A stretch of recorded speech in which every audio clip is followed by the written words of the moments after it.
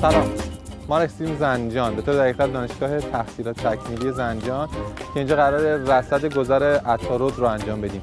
بریم ببینیم چه اتفاقاتی قراره اینجا بیفته.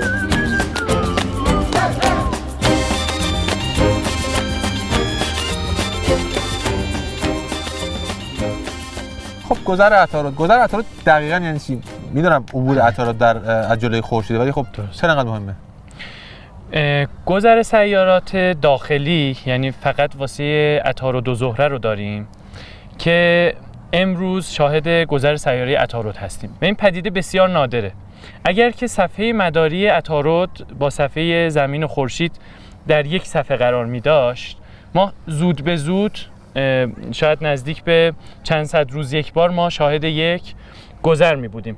منتها چون یک کوچولو انحراف داره مدار عطارد نسبت به صفحه دایره البروج، همون صفحه زمین و خورشید، به خاطر همین به خاطر همین مدت زمانی که لازم داریم تا دوباره شاهد یک گذر دیگه باشیم میانگین 7 ساله.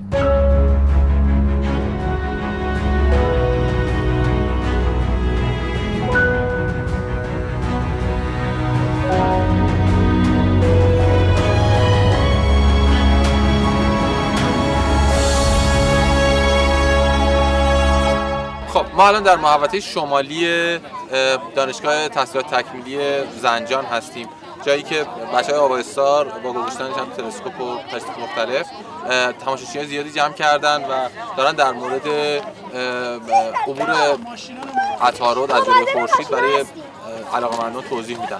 بریم با موضوع بیشتر آشنا بشیم. یه پروژه با همکاری انجمن نجوم ادیب از اصفهان با همکاری انجمن نجوم آیاز از تبریز داره برگزار میشه. این چند تا انجمن نجوم مختلف. بله داده ها با همکاری مرکز نجوم آبایستار هم قراره جمع آوری بشه. یه همکاری بین‌المللی هم با یه گروهی از اسپانیا داریم که داده هامون رو قرار با هم مبادله کنیم.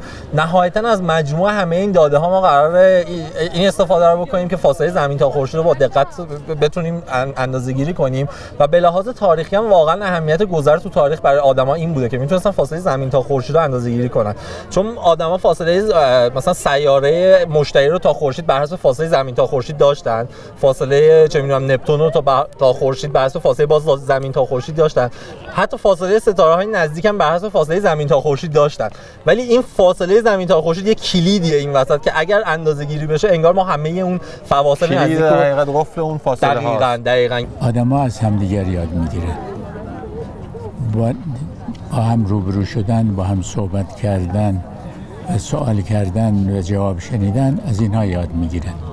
هر چقدر این جواب و سوال و رو در رویی آدم ها با هم دیگر برای صحبت کردن بیشتر باشه، مطمئناً به هدفی که دانشگاه ها دارن رسیدنش رو آسان تر میکنه.